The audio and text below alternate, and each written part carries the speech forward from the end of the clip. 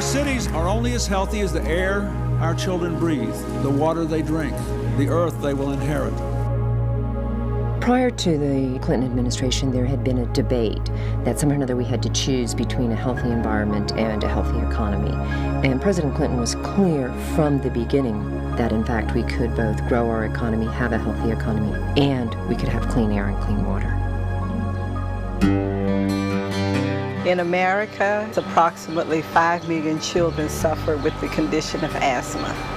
When the kids would walk to school in the morning, on warm days, and particularly when there's more traffic, they experience more asthma symptoms. President Clinton saw that there was a problem with pollution, and he did something about it. First, we're setting tough new standards that over the coming decade will reduce tailpipe emissions as much as 95%. And we're cutting the sulfur content of gasoline by up to 90%.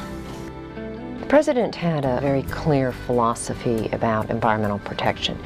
We needed to have common sense standards, and we needed to work in partnership with leaders in the community to meet those common sense standards.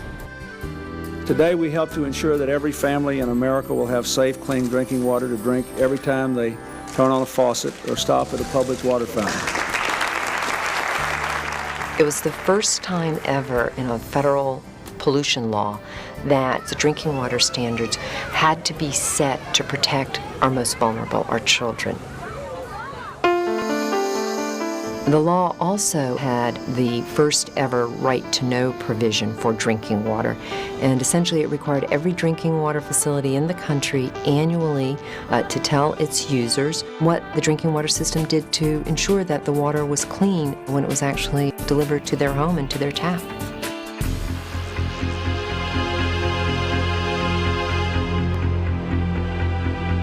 $10 million children under the age of 12 live within 4 miles of a toxic waste dump.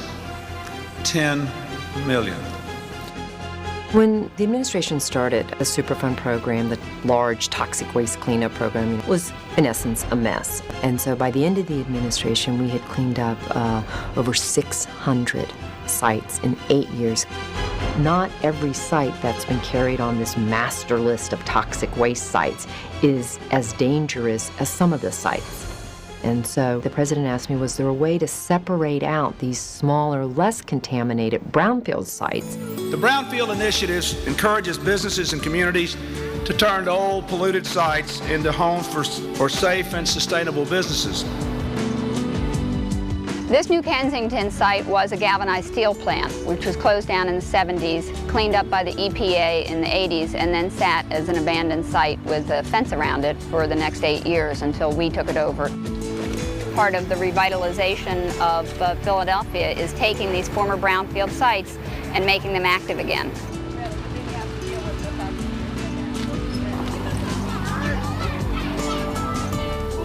It means a lot when the president is concerned for creating a healthy environment for our children. The issues were not always easy, to put it mildly. But working together, we have, I am convinced, come to solutions that are best for our nation's health and for our nation's economy.